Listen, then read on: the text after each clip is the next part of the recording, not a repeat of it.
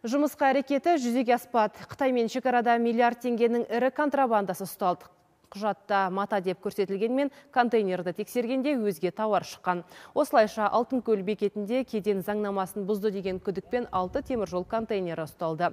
Жалпы салмағы 137 тонна. Ондағы декларацияланбаған тауардың кедендік құны 1 миллиард теңгеден асады. Аталмыш контейнерлер Қытайдан Ресейге транзиттік дәліз арқылы бет алған. Қазіргі уақытта мата деп көрсетілген өзге тауарларды өткізбек болғандардың ісін Жетісу облыстық экономикалық тергеу департаменті қарап жатыр.